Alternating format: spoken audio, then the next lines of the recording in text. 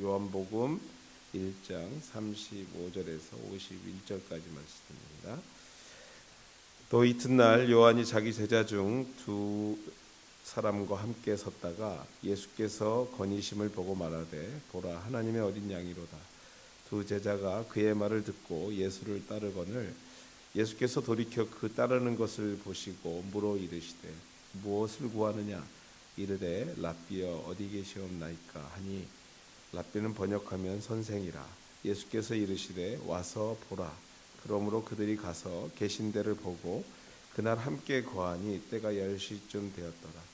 요한의 말을 듣고 예수를 따르는 두 사람 중에 하나는 시몬 베드로의 형제 안드레라. 그가 먼저 자기의 형제 시몬을 찾아 말하되 우리가 메시아를 만났다 하고, 메시아는 번역하면 그리스도라. 데리고 예수께로 오니 예수께서 보시고 이르시되 내가 요한의 아들 시몬이니 장차 게바라 하리라 하시니라. 게바는 번역하면 베드로라. 이튿날 예수께서 갈릴리로 나가려 하시다가 빌립을 만나 이르시되 나를 따르라 하시니 빌립은 안드레와 베드로와 한 동네 벳세다 사람이라. 빌립이 나다나엘을 찾아 이르되 모세가 율법에 기록하였고 여러 선지자가 기록한 그 일을 우리가 만났으니 요셉의 아들 나사렛 예수니라. 나다나엘이 이르되 나사렛에서 무슨 선한 것이 날 수 있느냐. 빌립이 이르되 와서 보라 하니라. 예수께서 나다나엘이 자기에게 오는 것을 보시고 그를 가리켜 이르시되 보라 이는 참으로 이스라엘 사람이라. 그 속에 간사한 것이 없도다. 나다나엘이 이르되 어떻게 나를 아시나이까. 예수께서 대답하여 이르시되 빌립이 너를 부르기 전에 내가 무화과 나무 아래 있을 때에 보았노라. 나다나엘이 대답하되 랍비여 당신은 하나님의 아들이시요 당신은 이스라엘의 임금이로소이다. 예수께서 대답하여 이르시되 내가 너를 무화과 나무 아래서 보았다 함으로 믿느냐. 이보다 더 큰 일을 보리라. 또 이르시되 진실로 진실로 너희에게 이르노니 하늘이 열리고 하나님의 사자들이 인자 위에 오르락내리락 하는 것을 보리라 하시니라. 아멘.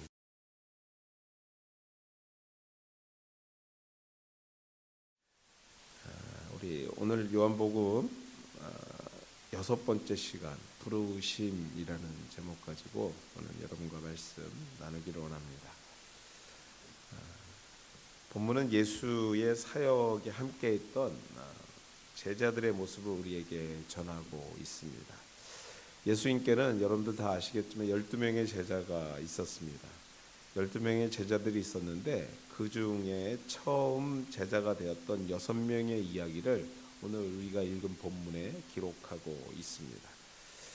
예수의 첫 제자는 누구였을까요, 여러분들? 예수님의 첫 번째 예수님 픽업한 제자가 누구였을까? 오늘 본문 35절 말씀에 이렇게 기록하고 있습니다. 또 이튿날 요한이 자기 제자 중 두 사람과 함께 섰다. 요한의 제자 두 사람이 요한과 함께 서 있다라는 모습으로 예수님의 첫 제자의 힌트를 우리에게 말하고 있습니다. 그렇습니다, 여러분들. 예수의 첫 제자는 세례 요한의 두 제자였습니다. 성경은 이 두 사람 중 한 사람을 안드레라고 말하고 있고요. 또 한 사람은 누구인지 말하고 있지 않습니다. 두 사람이 있는데 한 사람은 안드레고 한 사람은 누구라고 정확히 얘기하고 있지 않습니다. 그런데 우리가 알고 또 많은 학자들이 이 한 사람 누군가, 그 한 사람이 누군가에 대해서 대부분이 오늘 본문을 기록한 요한복음을 기록한 요한이었을 거라고 다 생각하고 그렇게 이야기합니다. 세례 요한의 제자였던 안드레와 요한이 예수를 보고 세례 요한의 가르침, 즉 보라 하나님의 어린 양이로다, 그동안 가르침을 받고 기다렸던 메시아 예수인 것을 깨닫자 그들은 예수님을 따르기 시작합니다. 예수님께 간 거죠. 사실 세례 요한이 두 제자를 같이 두 제자들과 함께 서 있고 그 앞에 예수님이 나타났을 때 이 두 제자들, 세례 요한과 함께 섰던 두 제자들이 예수님을 따라가는 모습을 성경에는 그렇게 자세하게 기록하고 있지 않지만 어찌 보면 우리가 충분히 상상할 수 있는 것은 세례 요한, 그가 오실 예수를 준비했던 사람이고 그를 위해서 필요했던 자신이라고 소개했던 것처럼 자신의 역할이 이미 다했음을 알고 제자들을 예수님께 보냈지 않았을까 우리가 미루어 짐작해 보게 됩니다. 어찌되었던 세상계를 지고 가는 어린 양 메시아라는 것을 확인하고 그들은 예수를 따르게 되는 것입니다. 세상에 수많은 사람들이요 예수 즉 복음을 듣습니다. 이렇게 듣고 저렇게 듣고. 그런데 중요한 것은요, 그러나 다 따르는 것은 아닙니다. 세례 요한의 제자 중에서 둘만 있었을까요? 그렇지 않습니다. 세례 요한도 제자들이 여럿이 있었을 겁니다. 그 중에 오늘 본문에서는 두 사람이 따랐다고 합니다. 앞서 우리가 같이 읽고 나누었듯이 제사장, 레위인, 바리새인에게도 동일하게 그가 메시아 하나님인 것을 세례 요한이 가르쳤고 또 예수님께서 보였지만 그들은 예수님을 따르지 않을 뿐만 아니라 믿지도 않았을 것을 우리는 성경을 통해서 알게 됩니다. 또 그들의 손에 의해서 예수님이 십자가에 못 박혀 죽게 되는 것이죠. 복음을 듣고 따르는 것은요, 그것은 그냥 아무나 아주 운이 좋은 그런 의미가 아닙니다. 복음을 듣고 따르는 것은요, 우리의 지식과 노력과 또 배경이 필요한 것도 아닙니다. 복음 앞에서 순종하고 믿고 따르는 것은 전적인 하나님의 은혜요 선택인 것입니다. 여러분이 우연치 않게 내가 어려서 예수 믿는 가정에 태어나고 우연치 않게 예수 믿는 사람을 만나고 우연치 않게 그들과 결혼하고 그들과 가정을 이루어서 오늘 우연치 않게 한올교회에 앉아서 여러분 저와 예배를 드리는 것 같지만 결코 그것이 우연이 아니요, 결코 그것이 나의 배경이 아니요, 결코 그것이 나에 의해서 이루어진 것이 아니라 하나님의 은혜요 선택이라는 것입니다. 안드레와 요한 그들 또한 자신의 배경과 노력이 아닌 하나님의 은혜 즉 선택이 있었음을 본문 38절을 통해서 우리가 알 수 있습니다. 예수께서 당신을 따라오는 두 제자를 보고 이렇게 묻지 않습니다. 왜 나를 따라오느냐라고 묻지 않아요. 갑자기 나를 따라오는 두 제자를 보고 예수님께서 이렇게 물으십니다. 무엇을 구하느냐라고 묻습니다. 사실은요, 일반적인 것은 자기의 제자도 아닌데 자기를 따라오는 것을, 당신을 따라오는 것을 보면 뭐라고 물어야 됩니까? 왜 나를 따라오냐라고 물어야 될 것인데 예수님은 그 한 단계를 뛰어넘어서 무엇을 구하느냐라고 그들에게 물어봅니다. 이 말씀 가운데는 이러한 의미가 있어요. 너희가 나를 따르는 것은 어찌 보면 당연한 섭리, 즉 그렇게 될 줄 알았다라는 의미가 그 속에 있는 거예요. 내 계획 속에 있었다라는 것이 그 의미 속에 있는 것입니다. 그 의미와 함께 그렇다면 나를 따르는 너희의 구체적인 목적이 무엇이냐? 한 단계를 뛰어넘는 질문인 것이죠. 단순한 이유를 넘어서서 너희가 나를 따라오는 목적이 무엇이냐? 따라올 줄은 알았는데 그렇다면 너희 각각의 목적이 무엇이냐라고 묻는 것입니다. 그렇기 때문에 그의 부르심이 단순한 안드레와 요한의 어떠한 능력이 아니라 하나님의 계획 가운데 있었다는 것입니다. 그렇습니다, 여러분들. 우리 주님은요, 우리를 선택하셨습니다. 믿습니까, 여러분들?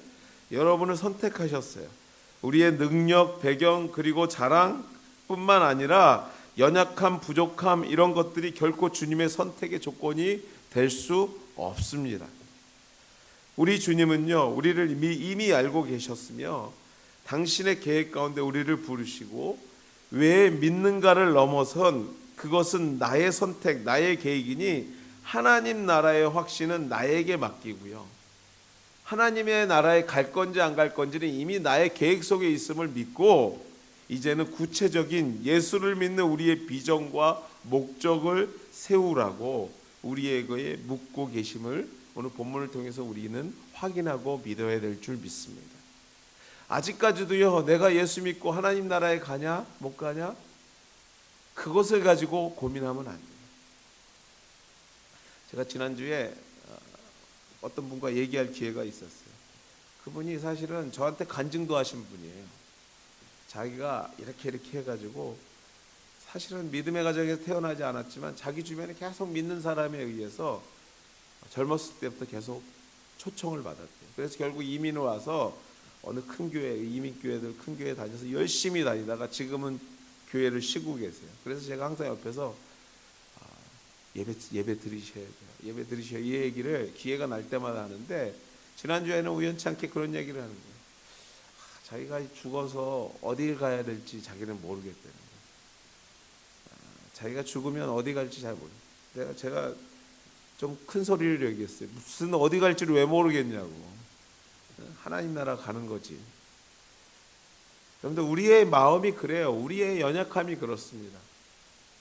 환경에 또 자신의 여러 가지 부족함에 항상 우리가요, 하나님 나라에 대한 의심이 있어요. 내가 지금 당장 죽으면 하나님 나라에 간다라는 걸 알면서도 그럴까라는 그 사탄의 유혹에 항상 우리가 그 마음 한구석에 그 불안함이 있더라는 것이에요. 오늘 주님께서 이렇게 물으십니다. 왜 나를 따라오냐 묻지 않고 너희 따라오고 너의 삶의 모든 것은 내가 이미 계획되어 있으니 네가 과연 나를 따라올 때 그 목적이 무엇이냐, 네 비전이 무엇이냐, 네가 지금 계획하고 있는 것이 무엇이냐를 묻고 계심을 우리가 확신해야 될 줄 믿습니다. 사랑하는 우리 하늘가족 여러분, 믿음의 공동체 여러분, 오늘 여러분은 무엇을 구하고 계십니까? 오늘 이 자리에 오신 여러분들은 과연 무엇을 구하고 계십니까? 이미 선택받은 하나님의 사람들은요, 복음을 향한 분명한 비전과 계획 또한도 있어야 될 줄 믿습니다. 귀한 아침, 우리가 하나님 나라의 백성이 된 것을 확신함과 동시에 그 나라 갈 때까지 우리에게 과연 어떠한 비전과 목적이 있는지에 대해서 다시 한번 생각을 시작하게 되고 계획을 세우게 되는 우리 하늘 가족들 되시기를 주의 이름으로 소망하고 축원해 드립니다. 예수를 향한 어떤 비전이 있는가 물으신 예수께서 안드레와 요한은 그 물으시는 예수께 안드레와 요한은요, 조금은 엉뚱한 답을 주님께 합니다. 우리 계획은 이렇습니다가 아니라 어떻게 물어봐요? 어떻게 답합니까? 선생님 어디서 사세요? 라고 물어봐요. 좀 엉뚱하지 않으세요? 과연 목적이 무엇이냐 물어봤더니 안드레와 요한이 선생님은 어디에 사십니까? 라고 물어보는 거예요. 세례 요한의 제자였던 두 사람, 그 배경에서 이 질문에 답을 좀 찾아볼 수 있습니다. 세례 요한의 삶을 배우고 따랐던 이 두 사람은요, 요한이 가르치고 기다리던 메시아 예수를 만났지만, 아니 하나님 계획 가운데 부르심을 입었지만 확인하고 싶었던 것이 있는 거예요. 확인하고 싶었던 마음이 있었던 것입니다. 무엇입니까? 내가 따르던 세례 요한 선생님은 그 삶이 광야에서 무소유로, 여러분들, 메뚜기와 돌에서 나온 꿀만 먹고 살았다고 성경이 기록한 분이에요. 그것을 먹으면서 오직 하나, 한 목적, 메시아를 전하기 위하여, 그를 기다리는 사람들을 회개시키기 위하여 그가 삶을 바쳤던, 그 삶을 보고 배웠던 제자들이었어요. 그런 존경받아 마땅한 분이었는데, 그분이 메시아라고 말하는 당신의 삶은 어떤지 확인해보고 싶었던 거예요. 내가 이제까지 따랐던 분은 삶으로도 나에게 좀 뭔가를 보이셨는데, 과연 이 예수라는 사람은, 이분이 진짜 메시아라고 했는데 이분은 어떤 사람인가를 보고 싶었던 것이죠. 확인하고 싶었던 것입니다. 사실 저도 목사 자녀로 컸고 우리 애들도 목사 자녀로 크고 있는데, 목사 자녀들이 올바른 믿음을 가지고 살아가기가 쉽지 않습니다. 주변에 보시면요, 얘가 목사님 자녀래 했을 때 그 의미가 그렇게 좋게 말하는 사람이 많지 않은 것을 여러분들 잘 발견할 거예요. 왜 그렇습니까, 여러분들?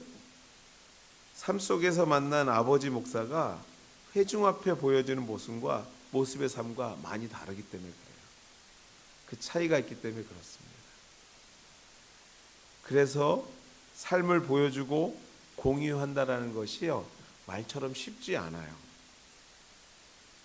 교회 앞에 보여지는 성직자의 모습과 개인 삶의 모습이 아주 동일하다, 그것을 보여준다, 사실 은혜가 되기보다는 시험에 드는 사람들이 더 많을 거예요. 그런데 본문의 예수는요, 이렇게 말합니다. 뭐라고 말합니까?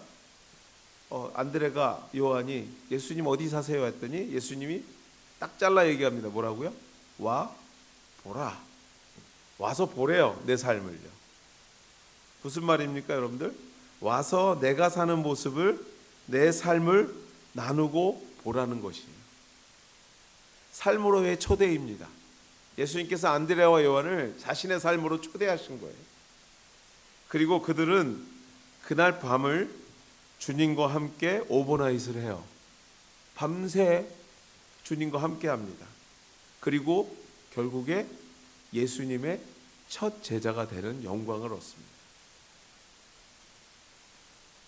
그렇습니다, 여러분들.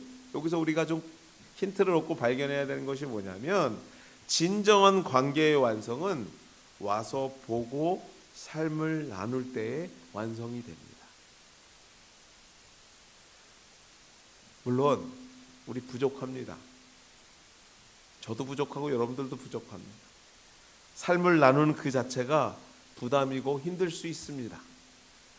그러나 여러분들, 나누지 못하면요, 우리의 관계는 거기까지입니다. 우리의 삶을 나누지 못하면요, 우리의 삶은 더 이상 그 다음 단계로 넘어갈 수 없습니다. 믿음의 공동체란 나누는 공동체, 초대하고 초대받는 공동체입니다. 여러분들, 믿음의 공동체의 다른 말이 뭐라고요? 초대하고 초대받는 공동체라는 거예요. 예수님께서 그렇게 시작하셨어요.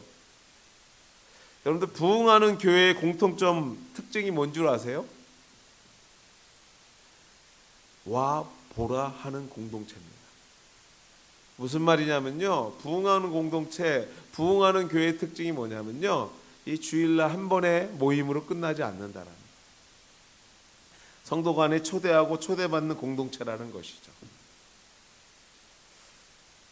어느 순간 이러한 일들이 부담으로, 번거로움으로 각각 성도에게 다가오는 순간이 있을 때 그 교회는 고잉 다운 하는 거예요. 계속 이제 부흥이 아니라 정체 또는 더 작은 공동체로 변하기 시작한다는 것이, 더 이상 성장하지 않는 모임이 되더라는 것이죠.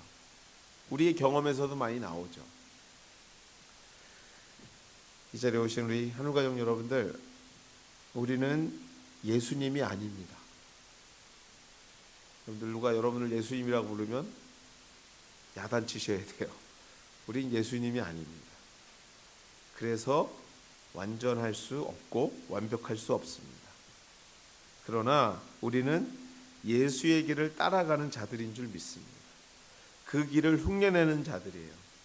오늘도 와 보라 하셨던 그 말씀에 순종해서 와 보고, 가서 보고, 초대해 주고 초대해 받고 하는 하늘 가족들, 그래서 우리가 더욱더 긴밀해지고 가까워지고 하나 되는 주님의 공동체가 되기를 주님의 이름으로 소망하고 여러분들 실천하셔야 될 줄 믿습니다. 우리가 다음 주에 자연으로 나가서 자연에서 예배드리겠다고 합니다. 그 이유가 뭘까요? 이 또한도 주님이 만들어주신 자연으로 우리를 초대하시는 거예요. 와 보라 하시는 주님의 음성을 우리가 자연에 가서 보기를 원하는 것입니다. 여러분들, 그 와보라는 자리에 여러분들 혼자 오시면 될까요, 안 될까요? 여러분 또한도 와보라 초대하셔야 되는 게 우리의 사명입니다. 그것이 주님의 방법이고 주님의 우리에게 오늘 원하시는 방법인 줄 믿습니다. 여하튼 여러분들, 주변에 누군가 있다면 다음 주에 와보라 초대하십시오. 그 순간 하나님께서 만들어주시는 완벽한 자연에서 주님을 만나게 되는 귀한 역사가 우리 가운데 있게 될 줄 믿습니다.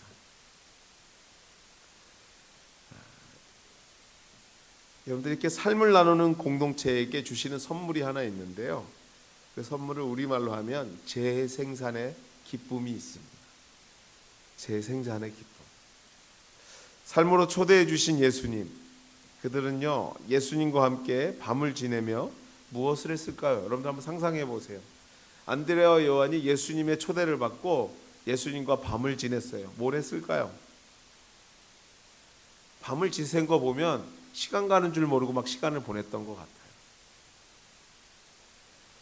시간 가는 줄 모르고 세상에서 제일 재미있는 남의 얘기를 막 했을까요? 예수님 걔는요, 예수님 또한 그 사람은요 하고 그런 얘기 했을까요? 분명한 건 그렇지 않았을 것입니다. 기록은 없지만 우리가 좀 상상을 동원해 보면 먼저 예수님이 구약의 말씀을 좀 풀어주셨을 거예요. 그 과정 중에서 내가 구약에서 약속한 메시아인 것을 안드레와 요한에게 확신시켜 주셨을 것입니다. 그 과정 중에 자신의 간증과 체험 또한 예수님이 나누셨을 거예요. 이 바로 직전에 세례 요한에게 세례받았을 때 성령이 비둘기와 같이 자신에 임했던 이야기들 우리도 봤습니다. 아 그랬니? 하면서 이런 얘기들로 나누셨을 거예요. 물론 밤을 지내다 보니까 허기도 졌을 거예요. 그래서 애찬도 나눴을 것입니다.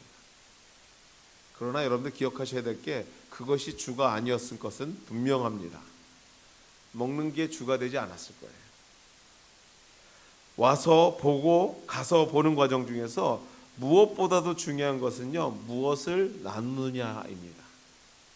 무엇을 나누느냐일 것입니다. 물론 맛있는 음식도 중요하지만 그것이 주가 돼서는 안 돼요. 말씀을 나누고 삶을 나누고 은혜를 나눌 때는요, 그 순간에 우리 성령님께서 분명히 여러분에게 역사하실 것입니다. 그리고 우리를 확인시켜 주실 것이에요. 우리가 하나님의 자녀인 것을, 하나님께서 우리의 가정을 지키시는 것을, 오늘 당신과 나의 만남이 하나님의 계획 가운데 있으며 성령께서 주도하고 계시다는 사실을 우리가 말씀을 나누고 삶을 나누고 우리의 지난 시간의 믿음의 경험들을 나누는 순간에 성령께서 역사해 주실 것을 우리가 확신하고 기도하며 만나야 되는 것입니다. 안드레와 요한은요, 예수와 밤을 지낸 후에 그들은 곧바로 형제 시몬, 즉 베드로를 찾아가 이 기쁜 소식을 자신이 만난 예수를 전합니다. 본문에 기록하고 있지는 않지만요, 요한 또한도, 이 요한이 자신이 있어서 그런지 자신 얘기는 기록하지 않아요.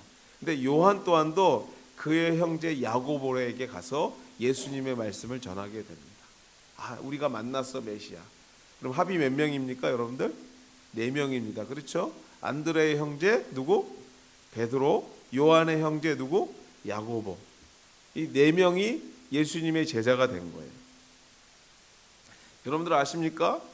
안드레가 베드로에게, 그 성격 급하고 고집센 베드로에게 오늘 자신이 만난 예수를 전한 것이 앞으로 이 일이 얼마나 큰 일을 만들 것을 안드레는 알았을까요 여러분들?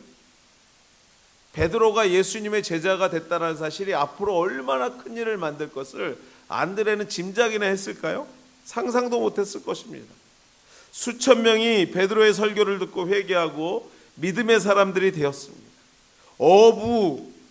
여러분들 어부 베드로, 그 베드로가 예수를 믿고 난 다음에 여러분들 그가 전하는 말씀에 수천 명이 변화될 것을 여러분들 그들이 알았을까요? 그 베드로의 기도로 병든 자가 회복되고 초대교회의 사역에 부흥의 역사를 이끌어 갈 것이라고 안드레가 과연 알았을까요? 그렇습니다. 여러분들, 이 자리에 오신 여러분, 오늘 여러분의 초대가 연약하지만 복음을 전한 그 메시지가 삶을 나눈 그 사건이 앞으로 어떻게 쓰임받을지 여러분들 상상해 보셨습니까? 나는 연약하고 내 입이 떨어지지 않아서 정말로 우둔한 입술로 한번 와보시겠어요? 내가 믿는 예수님이 누군지 아세요? 하고 그 한마디 전했던 그 말씀이 이후에 여러분들 얼마나 큰 하나님의 역사를 만들지 여러분들 상상이나 해보셨습니까? 안드레도 몰랐습니다. 우리도 모를 것입니다. 그러나 기억하십시오. 역사는 성경은 우리에게 말하고 있습니다. 그 초대가, 그 복음의 전함이, 그 삶의 나눔이 초대교회를 만들었고요. 그 복음의 물결이 오늘 우리까지도 만들었음을 성경은 우리에게 전하고 있습니다. 왜냐하면 하나님은 전능하시기 때문입니다. 믿습니까, 여러분들? 왜냐하면 하나님은 나의 연약함을 들어 강하게 역사하시는 분이기 때문에 오늘도 그분의 말씀에 의지해서 여러분 또한도 와보라 하시고 초대하고 가보고 그들과 우리의 삶을 나누어야 될 책임이 있는 것입니다. 두려워하지 마십시오. 여러분의 우둔한 그 한마디가, 어눌한 그 한마디가 하나님의 전능자의 손에 놓였을 때 그 한마디로 충분할 수 있습니다. 믿습니까, 여러분들?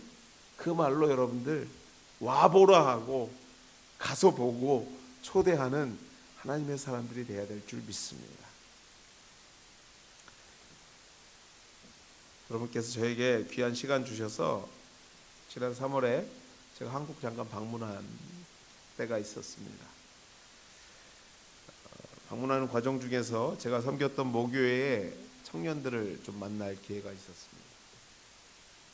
감사하게도 제가 왔다는 얘기를 듣고 한 20여 명 친구들이 모였더라고요.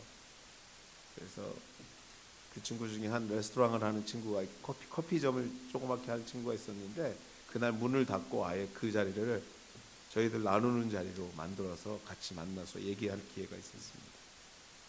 결론부터 얘기하자면 제가 너무나 감사했고 가슴이 뜨거워지는 시간이었습니다. 근데 이 친구들이 어떤 친구들이었냐면요, 제가 결혼하고 신혼집을 마련했는데 신혼집의 냉장고에 음식이 남아나는 날이 없었어요.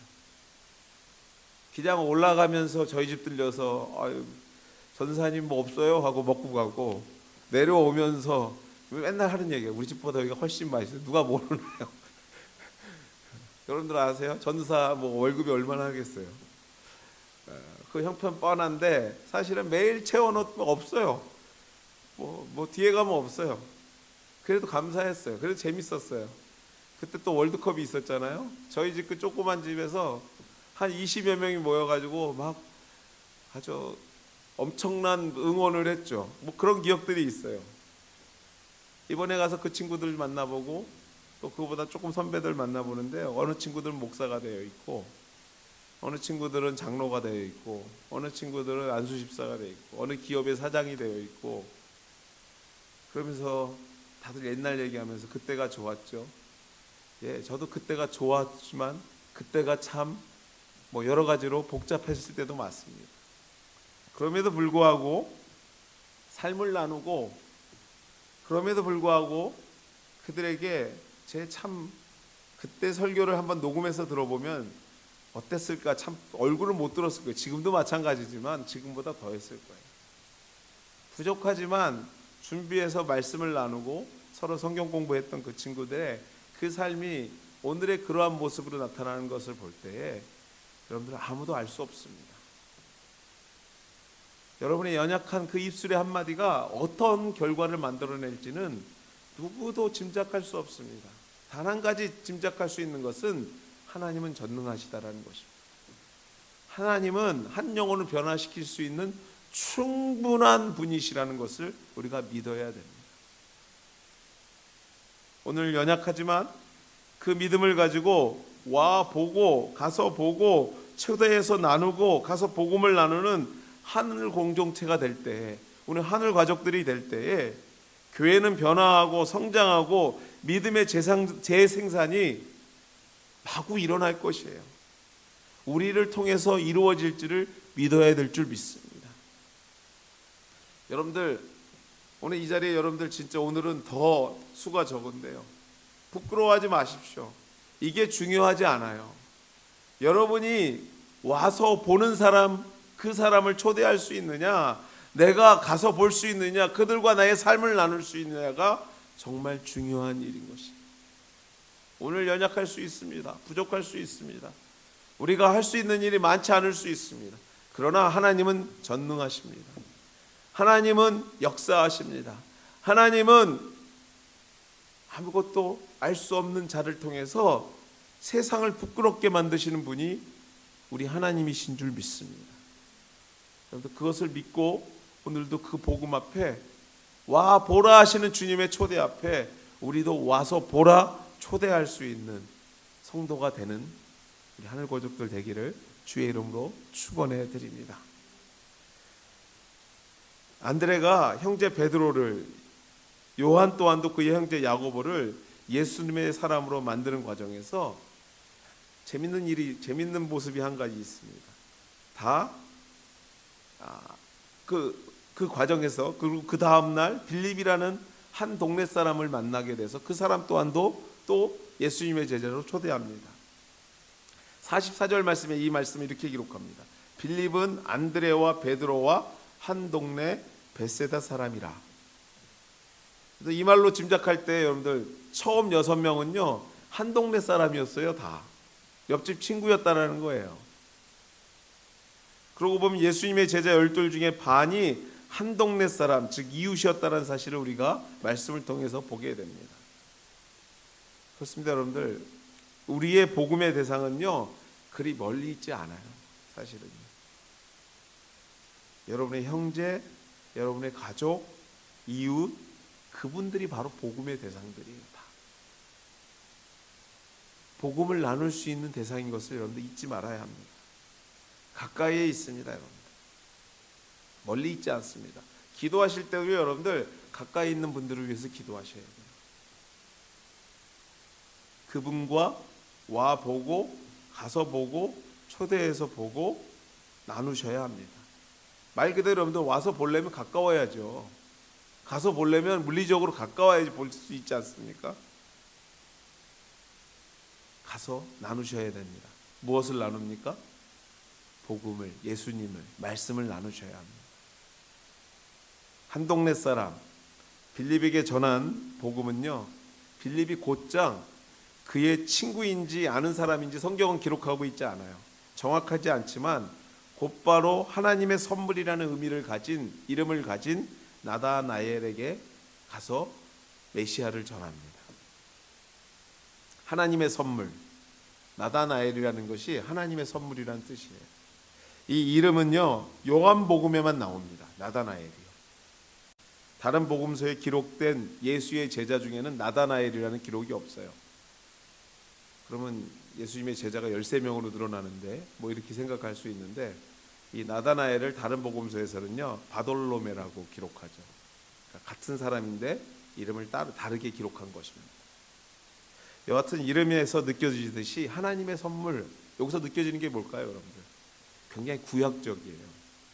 구약적인 사고를 하고 있는 구약에 능통한 사람이지 않을까 우리가 미루어 짐작해 볼 수 있습니다.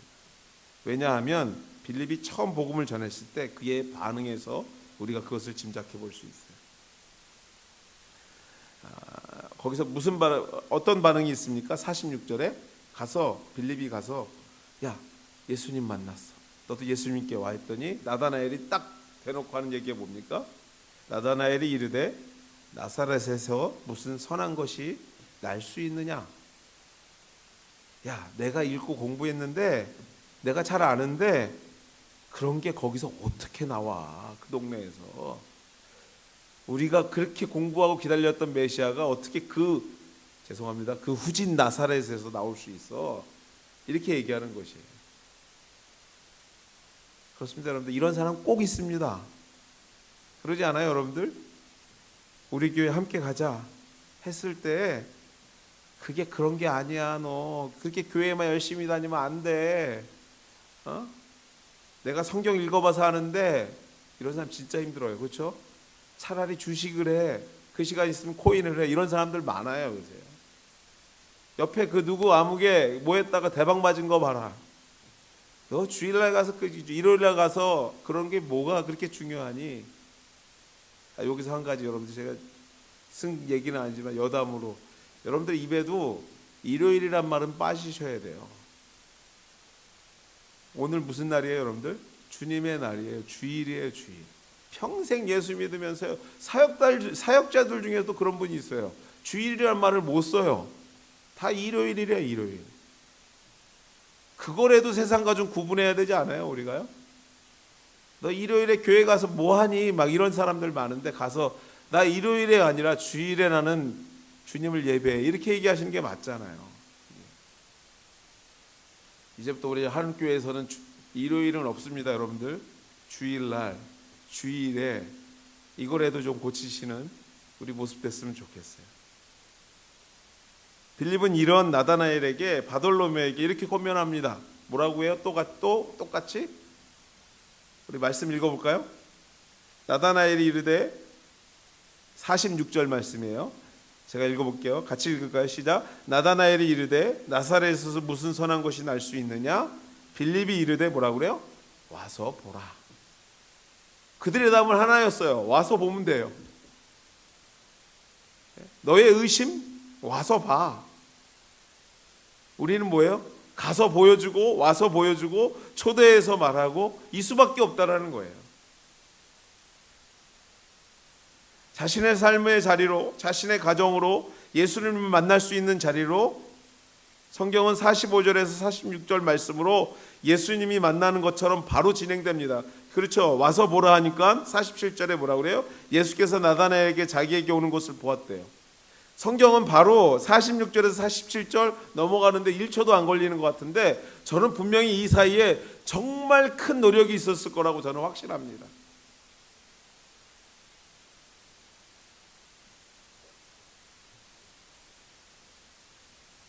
앞에 나다나엘의 모습을 볼 때요 그렇게 쉽지 않았을 거예요. 초대했을 때 안 왔을 것 같아요. 야, 나사렛에서 무슨 그런 이렇게 얘기하는 사람 보고 그 나사렛에서 난 예수를 보여주겠다고 오라고 할 때 절대 한 번에 오지 않았을 것 같아요.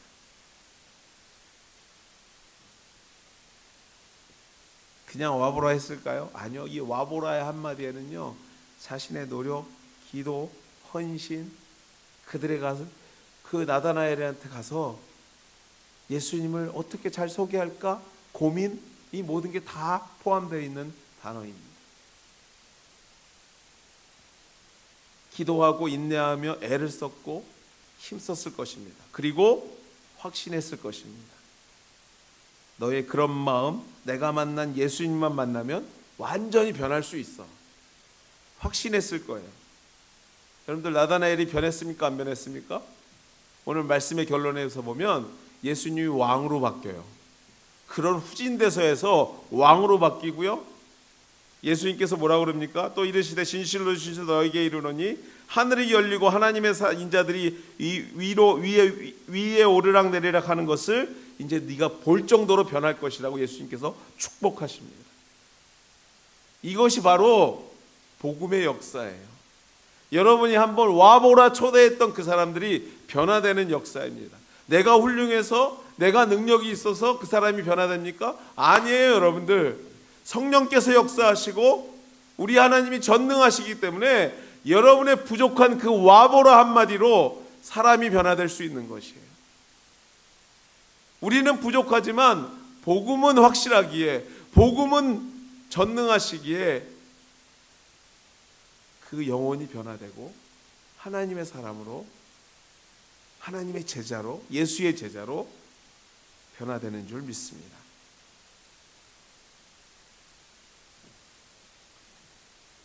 (48절입니다) 나다나엘이 대답하여 이르되 당신은 하나님의 아들이시오 당신은 이스라엘의 임금으로소이다. 여러분, 이 고백을 들을 때 주변에 있던 빌립과 나머지 제자들은 어땠을까요? 할렐루야 했을 겁니다.